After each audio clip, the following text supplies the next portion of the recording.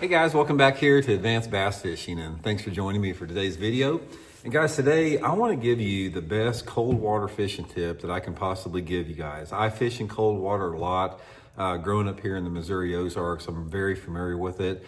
And I tell you what, I've learned a lot over the years. I've had a lot of misconceptions that I had initially about fishing in cold water that has been broken over my time on the water.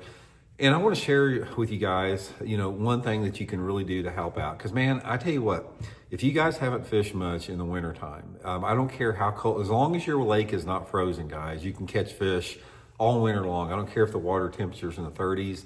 I'm going to give you guys some tips and advice on how to catch those cold water bass in today's episode here. Also, guys, a couple quick things before we get started. Quick reminder, we do have talking about cold water, we got my winter Fish the Moment lake map breakdowns up on the fishthemoment.com website. I've built these maps for Fish the Moment. They give you GPS waypoints you can put straight in your GPS unit, go straight to those areas to find some good winter spots on your favorite lake with tips and advice and the lures and everything to use on them. And then you can duplicate that around the lake on your own. So it's a really good resource for that. I'll put that link in the description. And real quick, guys, anybody interested in booking an on-the-water lesson with me, you can do that if you want to learn how to fish a jerkbait right now. They're biting it real good in my part of the country here at Table Rock and Stockton Lake. Just shoot me a private message on my Facebook page, Randy Blaukat Professional Angler, for details. So appreciate that. Okay, cold water bass fishing. There's a lot of different things that you need to remember about this, but I'm going to give you a few just basic foundational tips and advice that's going to help you.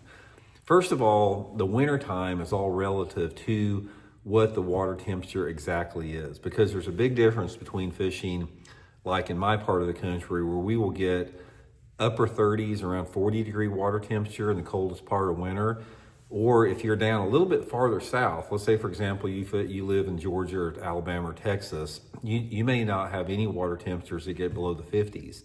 So primarily this is going to be for the 40s and 50s in that particular range there. One of the things you have to remember about this is when that water temperature gets a little bit colder is, if I could give you one piece of advice that's going to help you above anything else in wintertime bass fishing, is you have to downsize your lures a little bit. And what I'm talking about is if you normally use like a 4.5-inch jerkbait, go to a 3-inch jerkbait. If you normally use a 4-inch swim bait, go down to a 2.5-inch swim bait. If you use a jig, if you're jig fishing, downsize your jig to a little bit smaller jig profile. You just have to downsize a little bit because the fish they don't require quite as much, food. Their metabolisms are a little bit slower and they just bite, smaller lures better. The next thing that you have to remember is this is the time of year where you want to search out the clearest water you can find.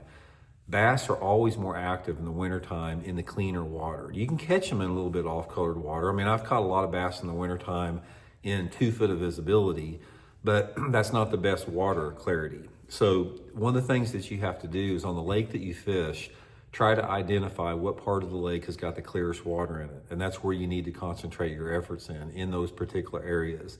It makes all the difference in the world because in the wintertime, bass are sight feeders, in my opinion, a lot more, because the sight feeding, it allows them to continue to feed throughout the wintertime. And if you're in more off-colored water, they tend to rely on vibration and noise to attract to their prey. And the metabolisms that they have, it's just not as conducive to feeding, and the fishing is always a little bit tougher. So downsize your lures, try to find the clearest water that you can find. Is going to be really, really key on that. The next thing with that is in the wintertime, guys, I like to fish moving baits. I mean, a lot of people like to fish slow with jigs and stuff like that.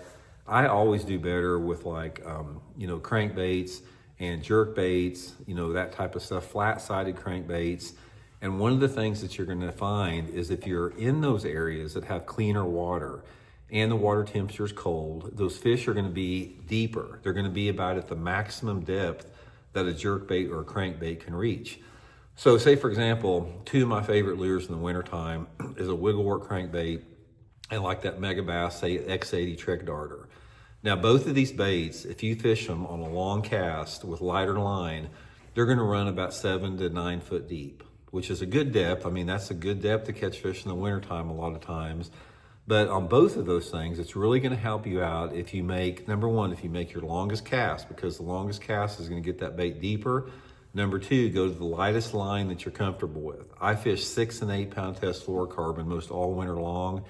And on both of those lures, I use them on a spinning rod, because the combination of the lighter fluorocarbon, the spinning rod, which allows me to make a longer cast, and that longer cast gets that bait down deep. That is a big key with that. Another thing that's going to help you out with a crankbait and a jerkbait is you want to have the bait sinking a little bit. In other words, I like to put either some suspend strips on the bottom of my bait, where say I'm fishing this wigglewort, down the bottom like that, and I stop it, it slowly starts to sink like that. It doesn't float up, because if it floats up, you're not going to get your maximum depth. I don't like a fast fall, just a little bitty slow fall like that. That way I can count it down and I reel it deep, and I know that I'm not going to have it float up, and I can just keep that bait a lot deeper with the jerkbait and the crankbait both. That's going to be a big tip with that. The other thing with that is when you impart action on your lure, I don't care if it's with an A-rig or a jerkbait or whatever, try to put, little bitty twitches on it like that. Just sort of vibrate the rod tip. You don't want to do jerking like that. You want to try to keep the minimum of the motion to a minimum. And one tip that I will give you real quick with the jerkbait, this will help you out in cold water too, is, most people are doing jerkbait, they're just jerking like that. If it's real cold, say that water temperature is in the 40s, get your jerkbait down to the deepest part, and then just slowly reel it like that. Don't do anything to your rod tip, just slowly reel it. And that jerkbait's just barely moving forward like that. A lot of times in the cold water, those fish will hop on that when they do that. So anyway, guys, that's just some general fishing for cold water tips. Time of filming this video, it's December 21st or 22nd right now. I'm actually gonna go jerkbait fishing tomorrow. I'll let you guys know how that goes, and we'll talk later. See you.